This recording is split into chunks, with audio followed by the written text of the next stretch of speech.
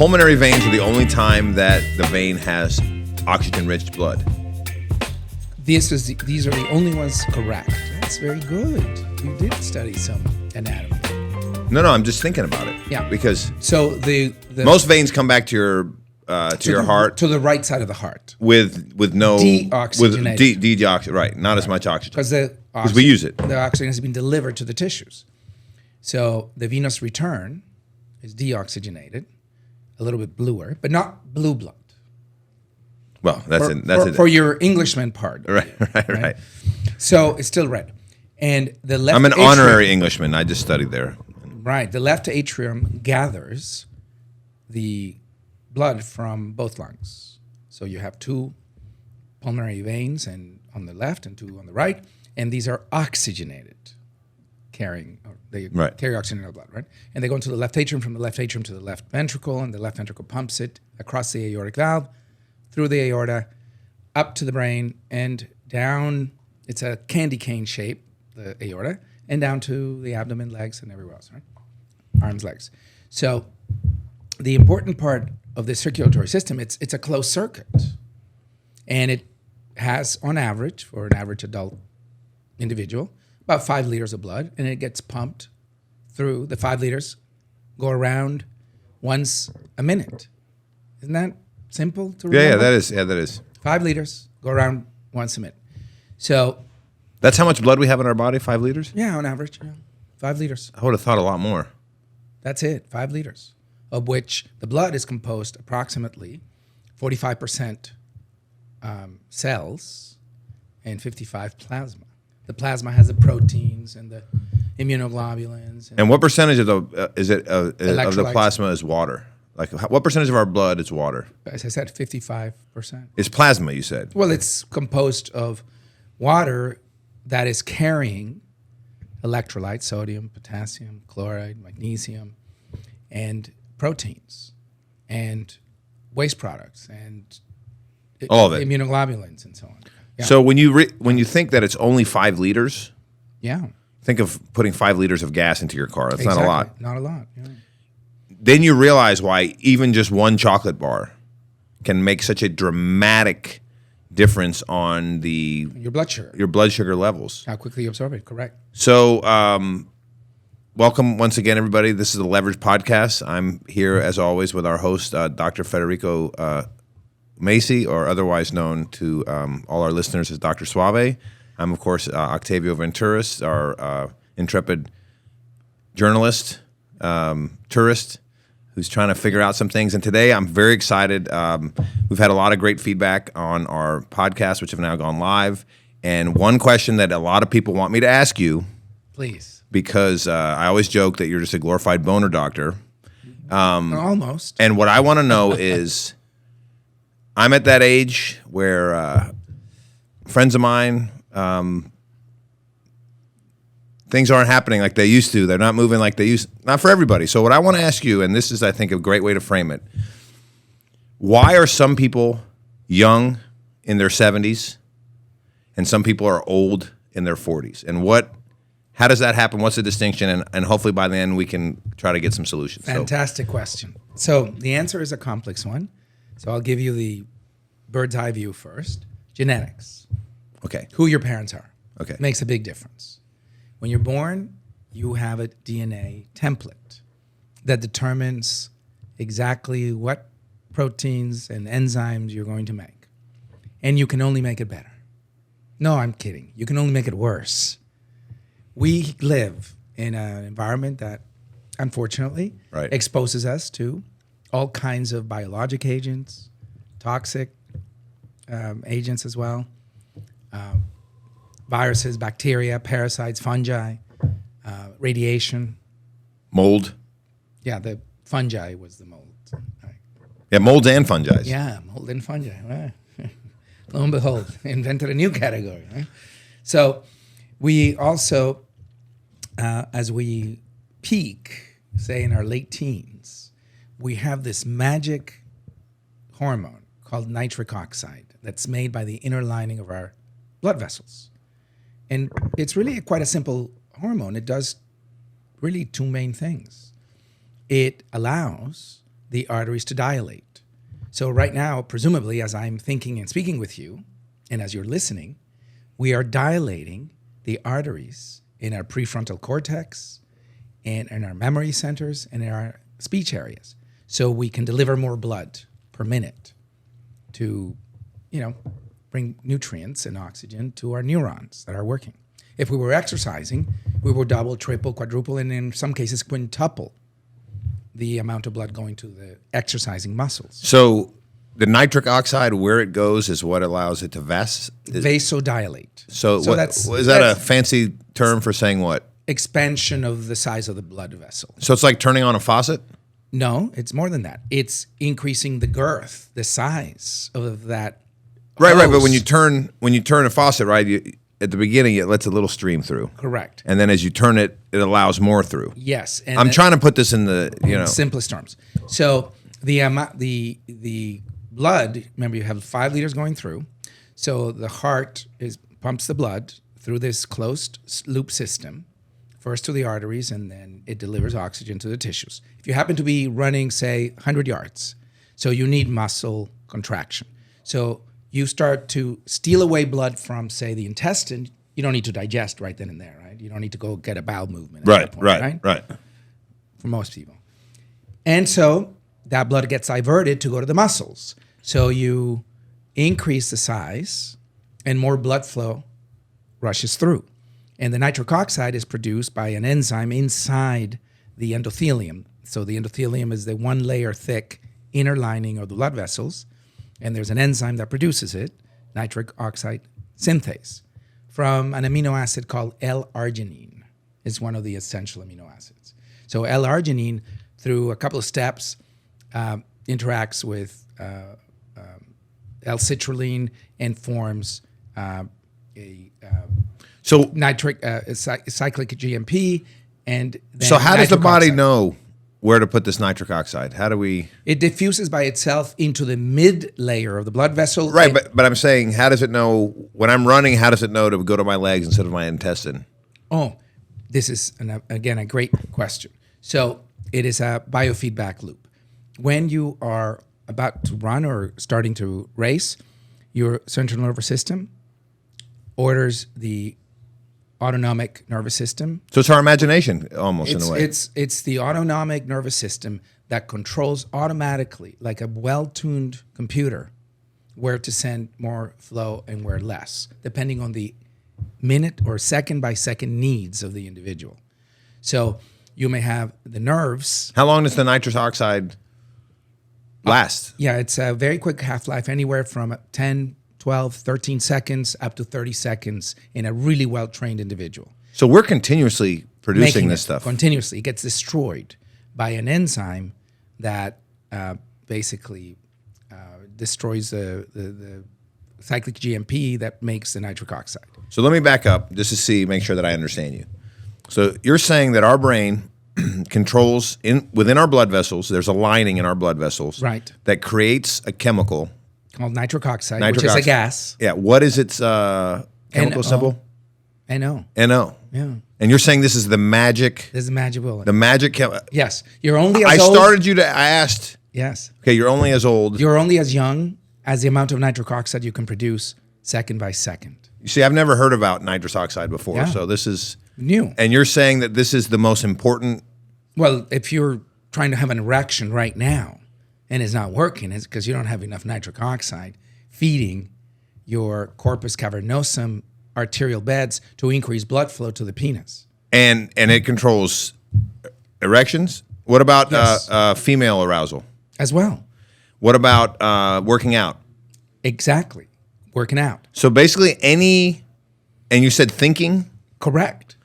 So basically any time that your body's doing work, nitrous oxide has to be produced. Produced to allow the vasodilatation by relaxing the smooth muscle around the blood vessels. And your mind can literally control that. Correct. Our brain controls what is called the parasympathetic nervous system, which is located in our brainstem.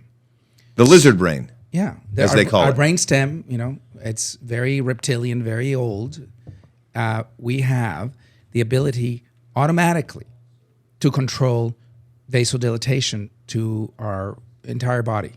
Wow, that's Just about. It's very impressive. mind over. This is like mind over matter type This stuff. is why people with Even though you're a Western doctor, this is the phenomenal. reality. Yeah, okay. Yes, the reality. So now we know what that is.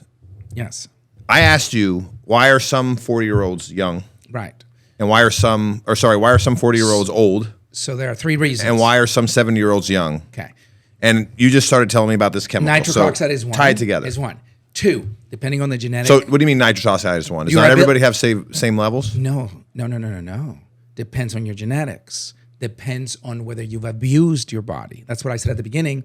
We're born with a certain ability that's 100%. Then we destroy it when we get exposed to living, to insults on our body through bad nutrition, smoking, exposure to radiation, exposure to biologic agents that cause infection, and just the normal aging process. So, What about stress? and that's an excellent one. Yes. What about loneliness? Stress. All of those diseases of despair Will Yes. reduce your nitric oxide production. Correct. Now, what if I am like Bruce Lee? I work out every day. I only eat super healthy. Correct. You're the diet that you teach us. So And I never deviate. I have a healthy sex life, great community. I'm volunteer. I have friends. no stress, sleep 8 hours. No stress. I sleep 10 hours a day. Plant-based diet. Is my nitrous oxide levels going to stay the same? They stay near normal, but they are deteriorating year by year more slowly than if you abuse your body, more slowly than if you eat the wrong way, take a job that causes a lot of stress, don't sleep properly, increase your weight so you become a pre-diabetic, in other words, insulin resistance, and then diabetes, you develop hypertension, or you have bad cholesterol. So those are the major... What about not having enough sex? That could also prevent you from maintaining nitric oxide because that speaks for psychological issues that are going on in your life. Too much stress or not enough time devoted to having fun in life. So You have to have a balance in that. let's say that I abused my body in my 20s, Yes. like many of us did. Mm-hmm. You're saying that's going to lower my potential levels of nitrous oxide, That's correct. which is going to make me older for my age. Correct. And on top of that, you do not repair your DNA when it mutates. When you damage your DNA, you gradually lose the ability to repair it. And one more thing, around the DNA, we have these proteins called, the histones that form part of the system of epigenomics. Not to be confused with the deltones. No, not the Deltones. Those, that was the movie, wasn't it? The Deltones, the Deltone galaxy of musicians. So the DNA does not get repaired as efficiently. Okay, so we start shortening our telomeres, which are the ends, the shoestring ends of our DNA or our chromosomes, our genes that allow the DNA repair. When those shorten, we don't repair it, and we don't develop the epigenetics that allow the expression of DNA that allows us for better production of nitric oxide and repair enzymes. So let's say I do that in my 20s, Mm-hmm. but now I meet with Dr. Suave. Right. He lays it out for me, Right? And you change your life, and I change my your life. lifestyle. And now I am the perfect Right. patient, doing exactly what you say, still enjoying my life, but everything healthy. So Will my NO2 levels, can I get them back? you can stop the further deterioration. You may gain a little bit from where you were. So let's say you were insulin resistant. Let's say you were smoking. Let's say you had borderline hypertension. And let's say your cholesterol was a little elevated and you were 50 pounds overweight. Now you've lost 30 pounds. So you are, in essence, Using the taking Chubby Bunny program. Correct. Chubby Bunny. Chubby Bunny weight loss that I put you on.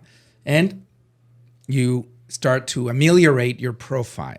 And so you do not insult, And ameliorate is a word that means we're not all Canadian. improve Oh, okay. your entire... So that's how you say improve in Canada, It's one of the ones. in Canadian. It's Canadian. About, yes. A boot. So we end up having a better environment for the nitric oxide not to get destroyed as quickly. And so you end up, in essence, improving blood flow. Correct. So But you can't increase the amount you can make. from Once your you lose genetic- it- once you lose it, it's hard to increase it. You maintain and prevent the rate of loss. Got it. year. So if you look at how much nitric oxide a 20-year-old who's perfectly healthy makes per minute, per hour, per day, and the length of the half-life. So that individual may make more. And there's an enzyme that is called the constitutive enzyme. That's the enzyme that makes it all the time, low grade, like the machine that's running it. And then there's the enzyme that is inducible. So you're going to exercise, that one kicks up and makes more to allow extra vasodilatation in those arterial beds that require extra blood. And when you say extra vasodilatation, dilatation, extra. you mean turning on the faucet more? More, and more blood flow. So there are two enzymes. So when you have all of the negative risk factors that cause heart attacks, which are, as I mentioned, prediabetes, diabetes, hypertension, cholesterol, smoking, and sleep stress, sleep apnea is contributing to these. When you have those, more of these, you destroy the fine mechanism that produces nitric oxide. And so you don't get the same vasodilatation. So you're going to be lethargic in terms of your thinking. This is how vascular dementia develops over many decades. Because those vessels in the brain don't have the ability to dilate when you need to think, when you need to understand. At the prefrontal cortex, at the front. So it's not just boners. No. Eventually the entire NO2 body does everything. Correct. Why do you call erectile dysfunction the canary in the coal mine? Because it's an early indicator that you will have you already have cardiovascular disease, and that if you don't change your lifestyle, get proper evaluation, treatment plan, hopefully just exercise, diet, proper sleep, stress reduction strategies, then you're going to head for the wall, which one day will be a heart attack. There are approximately 800,000 heart attacks per year in the United States currently. Wow. Of which 600,000 or so are new heart attacks, and sadly 200,000 recurrent heart attacks. Oh, wow. People that didn't do the right thing, correct? And change it. So people say, well, I'll just get a stent or I'll get bypass surgery. Well, that's just is putting a little finger on the dam and the dam's cracking. And it's just a temporary fix. The real fix is changing your lifestyle, nutrition, exercise, and clearly stress reduction, having fun in life, healthy fun. So this reminds me of the funny joke you told me, and it's your joke, but I want to tell it because I think it's one of the great jokes, and I've used it since. So a patient comes into your office, and you say, "This is bad news. You've got hypertension, elevated cholesterol. You're in big trouble." So we have two options. Number one, we can get you to completely, radically alter your diet. You're going to have to eat the thing that you teach. Yeah. Protein, vegetables, fruit, mixed nuts, water. Maybe one glass of wine. Yeah, and one glass of wine. Red wine, yes. But you're going to have to be strict. We're going to have to do the exercise at least 30 minutes a day, 5 days a week. Yes. We're going to have to change these lifestyles. You can't drink, you can't smoke. Or we can cut you open with a bone saw. Yes. Cut open your heart, like the spread eagle, the flying eagle that they used to do to the Viking torturers. This is a long joke, huh? Well, this is your joke. Okay. Open up like a butterfly wings, Filleted. and take a vein from your leg, and attach it, arteries from the chest, and attach it and cut it and slip it together, and then give you a whole bunch of antibiotics so you don't die from being exposed. Infections and so on. And then you're going to probably have 6 months of rehab. And that guy turns to you, says, "Doc, let's not do anything radical. Cut me open." There you go. Yes, we've shared that one. Or the other one that says, "I'll do anything. You don't understand. I've tried every diet, exercise, everything. I am just willing to do anything you say except diet and exercise." I thought you diet. Oh, okay. So it's a question of, reality finally faces you, and you have to do a self-analysis. And, when most people start having heart attacks in their 50s and 60s, 70s, sort of those decades, but the problem really started in their 20s or maybe even earlier. Maternal nutrition is incredibly important because there's an imprinting in the baby. If the mother develops gestational diabetes or gestational hypertension, then the prognosis for that newborn is horrific in terms of developing those entities earlier in life. Is it because they have the epigenetics now? The epigenetics is imprinting them with Right. the wrong, way in which their metabolism in the liver, the pancreas, end up having dysregulation of fatty acids and insulin resistance at an early age, especially if their nutrition is poor during those teenage years, meaning too many sugars. Right now in the U.S., the average person consumes more than 100 grams of sugar per day, and certainly more than 100 pounds of sugar per year. In my book, It's like a quarter pound a day. yeah, it's horrific. Quarter pound of sugar. Yeah. Oh my gosh. Awful. And really, the key is less than 40 grams a day. In fact, the American College of Cardiology says 36 for men, 26 for women. So keep it 30 or below of refined sugars, and you're going to do well. You're going to do very well. Sugar, fructose, especially high fructose corn syrup, things like that, are the ones that are really horrific for our bodies. And those came, mostly in the 1980s because Right. it was a cheap way to sweeten soft drinks and Yeah. and baked goods and so on, right? And the food industry took off with it. And since, unfortunately, the reality is that the food industry spends, in 2022, a little over $700 million on lobby money. Over $700 million. So about 5 times more than defense lobbying. Wow, that's impressive. Yeah. It's So- impressive, yeah. So, obviously, diet is important. Yes. I asked. You wanted to know why Viagra doesn't work sometimes. No. Asking for a friend. No, that's you must be thinking of somebody else. So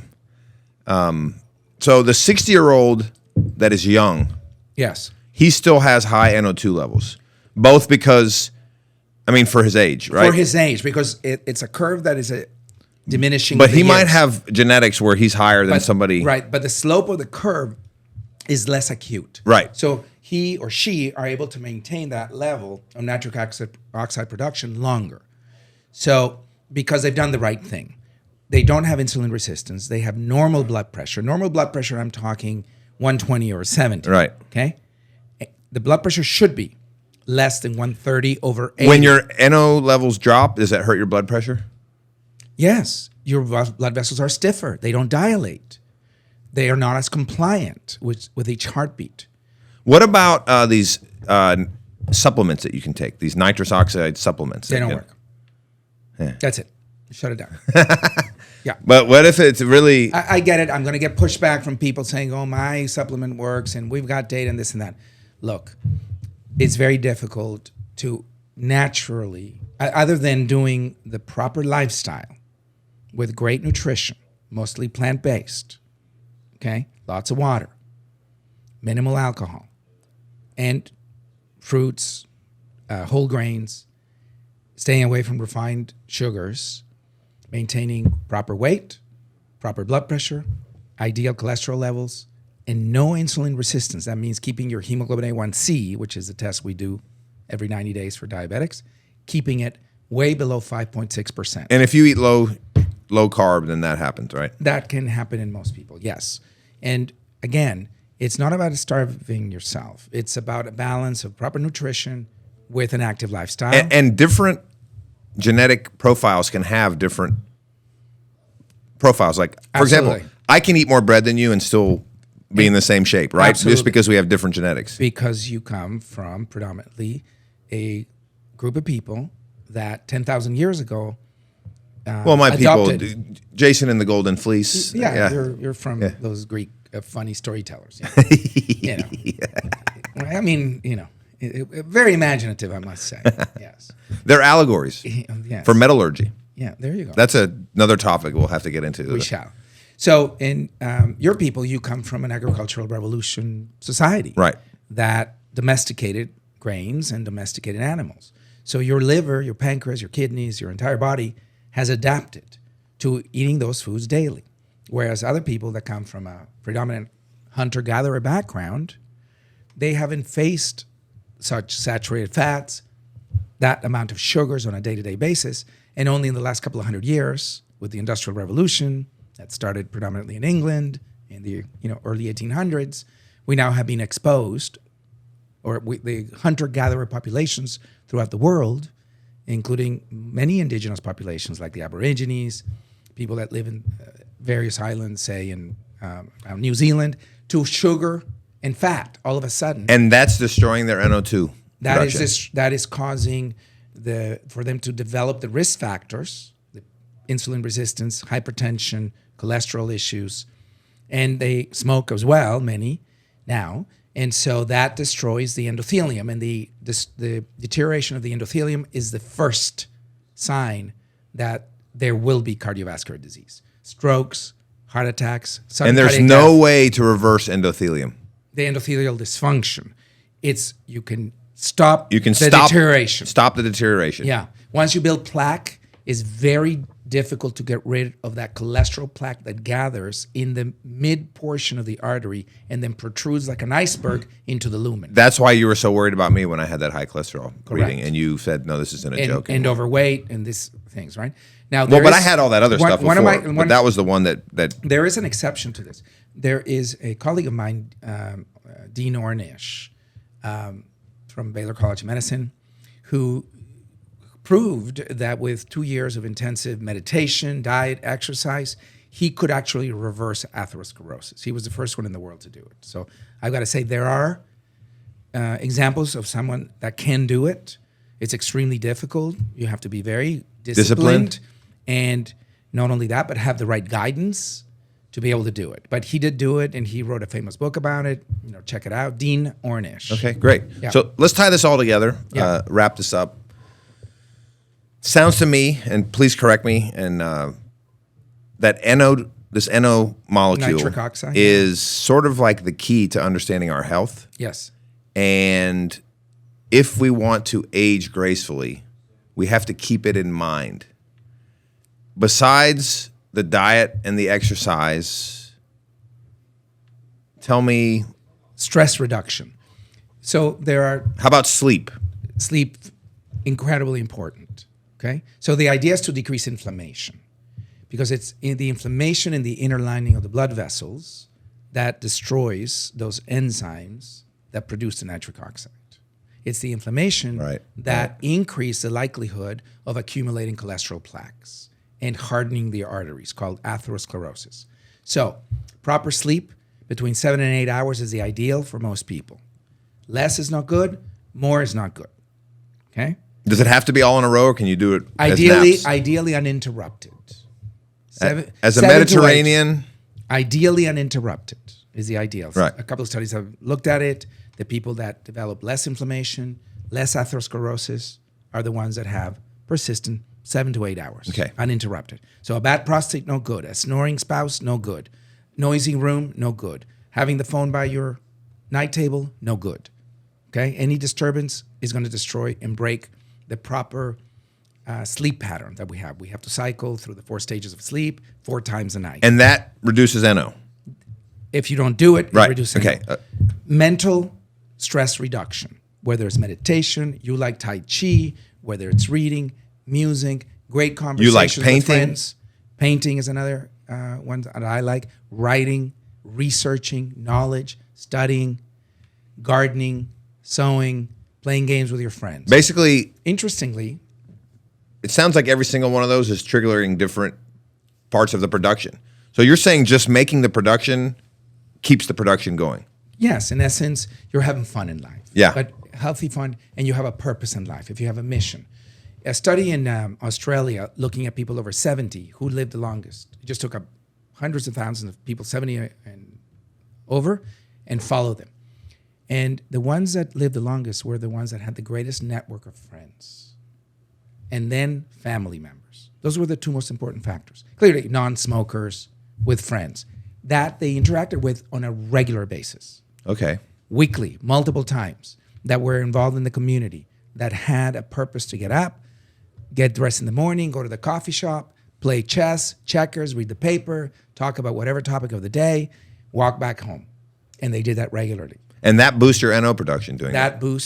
That decreases inflammation, decreases stress, and those actually are the ones that destroy the endothelial enzymes that make the nitric oxide. that help make the actors. Fred, every time we have a podcast, I'm hoping you're going to give me a magic bullet, but you just keep repeating the same concepts. I got to eat healthy, and hang out with my friends, and all those, exercise, and use my brain, and not just cut me open, Doc. Yes, please.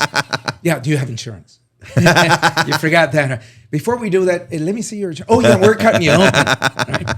Because we'll have to talk about the U.S. healthcare system. We'll get that to the next time. But there's one more thing that goes into this, which is incredibly important and often overlooked, beyond the diet and exercise and these hobbies and these things. Some people have faith. Chandler just perked up. Yes. Yes, that's very important. What if your faith is whatever it is? Yes. It has to be genuine and authentic. Can't be fake. And that helps your NO2 levels. Absolutely. It does. Yes. Chandler, we're talking about you. So faith is important. Faith is important. And I think, when you put it all together, healthy relationships with friends, family, of course, healthy activities, your faith, your purpose in life, it cannot end just because you retire at 62 like they're going to do in France. It's a fresh start to do other things that are of your interest. And one other thing that I want to say to people that are gobbling up supplements, there are very few supplements that really have been shown to increase we're going to do longevity. We're going to do that. We're going to do that on a separate day. We just did the aging, the NO2 thing today. I hope people found that informative. Yes. I know personally, it has really helped me to not eat the chocolate almonds or smoke at night. Well, I never was a smoker, but I just wanted to say because we didn't talk about smoking. Well, but smoking is so toxic to the endothelium; it's horrific. But my problem's always been the late night ice cream, the late night chocolate, and visualizing that I'm actually doing permanent damage to myself because it's only 5 liters of blood. Yes. To me, a small candy bar is nothing. And sometimes you say is good for the soul. But doing it regularly. Dark chocolate is great. Yeah. It has the right antioxidants. But knowing that I'm permanently damaging my NO2 and it's going to keep me from being able to get boners in the future, that has been the motivation. And it's why I've and that's how that's how I get a lot of people who are, say, late 20s, early 30s, young men especially, who have hypertension. They come in with a blood pressure 160 over 100. Remember, normal is 127. Right. And so I map it out, and I said, put your penis on the table. Let me go get my hammer. Would you like the plastic hammer or the iron hammer? And I'm going to smash it. I said, because you're destroying it, so let's just end it quickly. Let's not prolong the agony, because it's not going to work. It's the number one cause of erectile dysfunction in young men is psychological hypertension. Right. Combo. Okay? Poor connectivity with a significant other. And again, we need to do a whole thing on social media. Yeah, we'll do that. Yeah. But the hypertension, because you're ruining your endothelial function. And so by knocking out nitric oxide. Enough said. Well, thank you once again, Dr. Suave. I think this is going to be really informative for everybody. And we need to make the NO T-shirts. Yes, that's a great idea with leverage. Yeah. Leverage your NO by protecting your body. Not bad. So subscribe to Leverage the Podcast. We really are interested in promoting great health, great living. You can find us on Spotify, YouTube, and also we have clips on TikTok, Instagram, and Facebook. Please like, subscribe, and comment. We are excited. All the comments we've had so far. We love engaging with our fans. Yes. And this is a conversation. If you guys have any ideas of other topics you'd like for us to cover, we have the resource of Fred, and hopefully I can keep him on topic sometimes. All right. Well, thank you guys so much for joining us again. Thank you. Till next time. All right. Are you going to do your silly thing? No, it's not silly. I know. I love it. Stay aligned and forward. All right. Thanks, everybody. Bye. That was great. Mm-hmm.